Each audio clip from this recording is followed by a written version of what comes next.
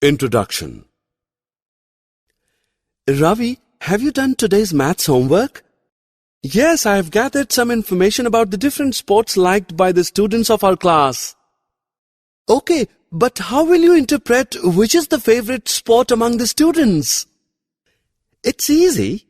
I have arranged the data in tabular form. Now by looking at the data, I can say basketball is liked by the highest number of students. Children, you see, collecting data is a very important task. We can arrange data in different forms and get some useful information out of it. So, in this lesson, we shall learn about data handling.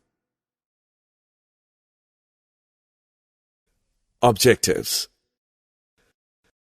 At the end of this lesson, you'll be able to recall the importance of collection and organization of data, calculate arithmetic mean, mode, and median of any given set of data, determine range of a set of data.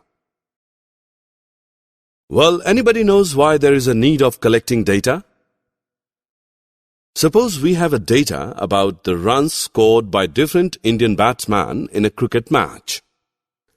By looking at the data, can you interpret which Indian batsman had the highest runs during the year? No.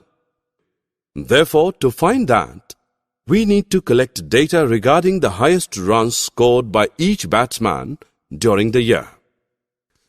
So children, unless and until you don't collect the appropriate data, you cannot know the desired information. We collect data to record and organize it. But why do we need to do that? Look at the following data. A class teacher of class 7th listed the weight of 10 students in this way. Is this data easy to understand? Now look at this data. You can easily know which student has highest maximum weight and which has least. So when we put data in a proper table, it becomes easy to understand and interpret. We can put many kinds of data in tabular form.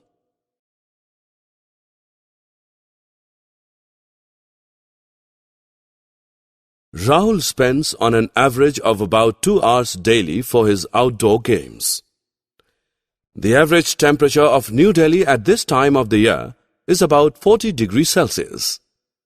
Have you noticed the word average? By average, we understand that Rahul usually plays for 2 hours.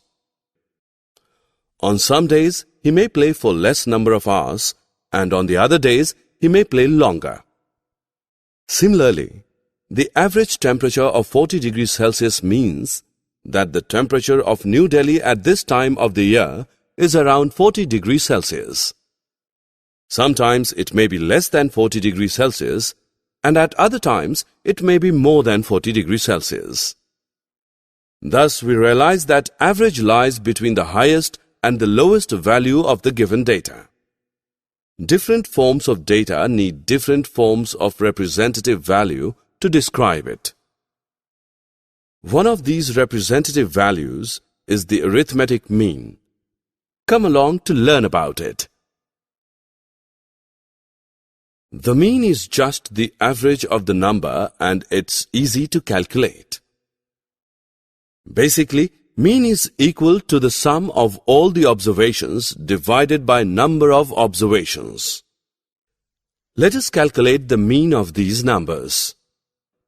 Add up the numbers first. The sum of these numbers is 60.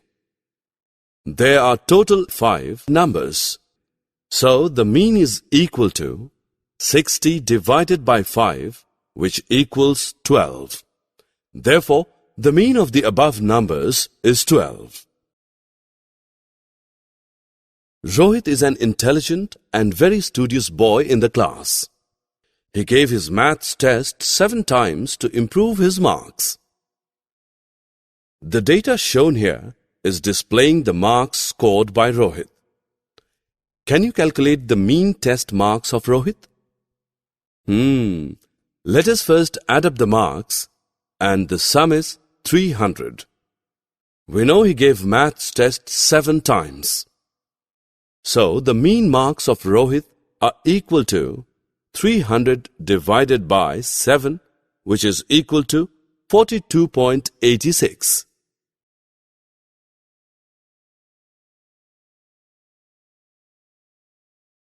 The range of a set of data is the difference between the highest and lowest values in the set. To find the range, first order the data from least to greatest. Then subtract the smallest value from the largest value in the set. So children, now you can also find the range of any set of data. 5 participants completed their swimming race. Can we calculate the range of swimming time from this data? Yes, it's simple. First, order the data from least to greatest. Now subtract the least value of time from the highest. So the range of swimming time is 3.9 minutes. The mode is simply the number which appears most often.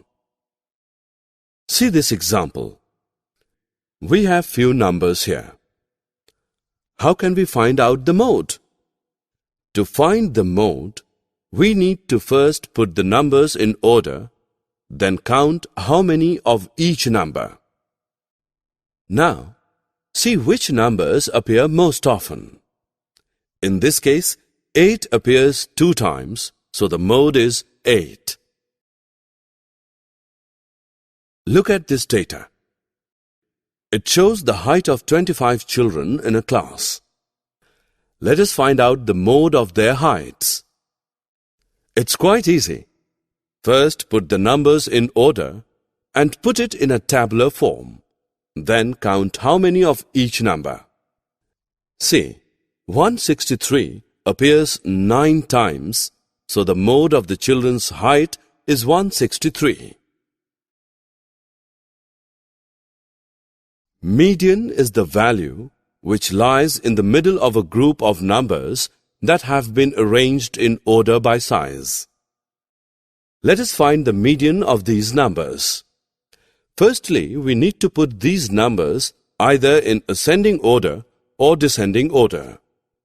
You can see the middle number is 12.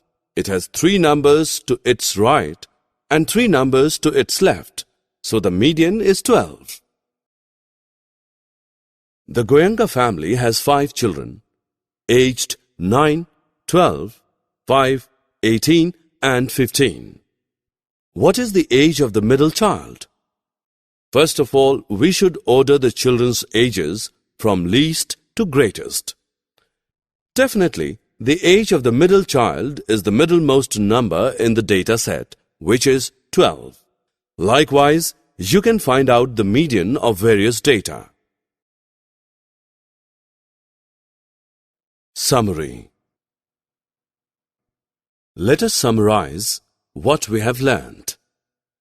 The collection, recording, and presentation of data help us in organizing our experiences and drawing inferences from them.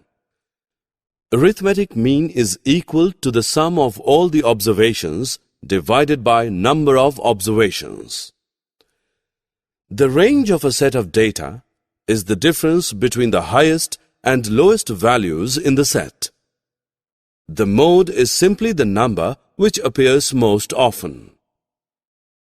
Median is the value which lies in the middle of a group of numbers that have been arranged in order by size.